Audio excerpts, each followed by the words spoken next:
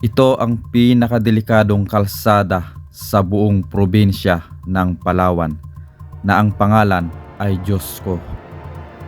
Dahil lahat ng mga dumadaan dito na nakasakay sa isang sasakyan ay mapapasigaw ng ay Diyos Ko. Dahil sa sobrang lalim nito at sobrang taas ng kalsadang ito. Ang kalsadang ito ay matatagpuan sa Barangay Karuray na sakop ng San Vicente, Palawan North.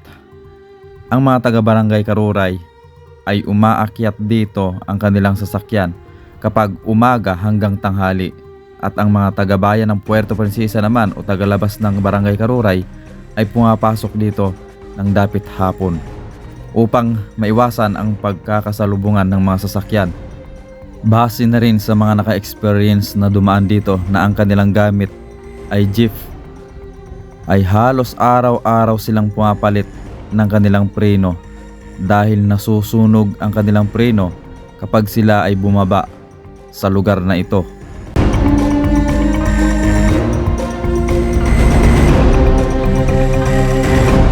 Kaya mo bang dumaan sa kalsadang ito araw-araw?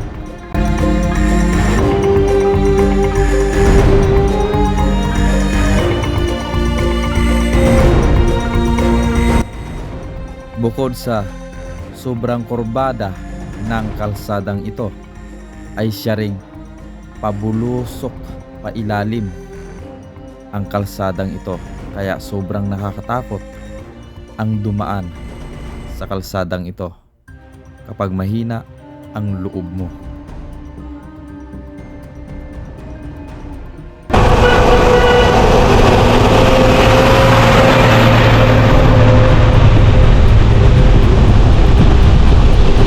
Medyo magpataas ka.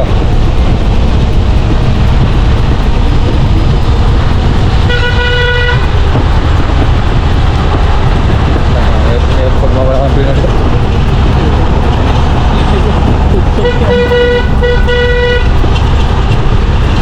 Dati na ang trip. Pagarin mo.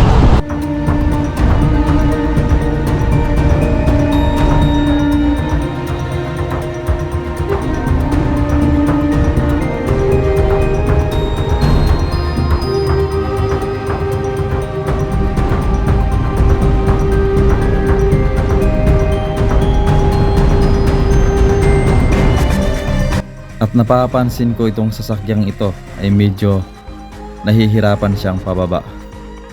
Kaya dahan-dahan ang kanyang patakbo. Ano? Sino mo lalim yan?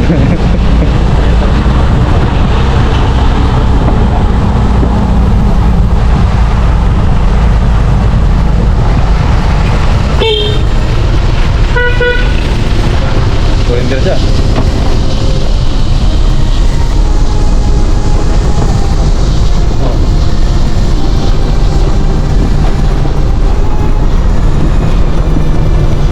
Surrender mo na yung tawag na ay Diyos Ko. Di mo ilalim niya, no?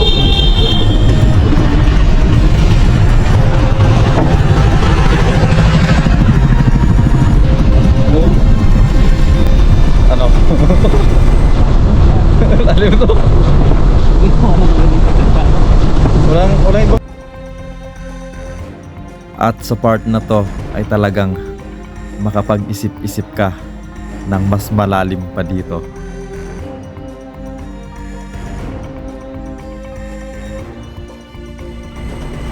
Imagine mo kung may nabili mo ito, yung mga mo ano lang. Ay wala, tagarin. Ano, dami na disigas dito.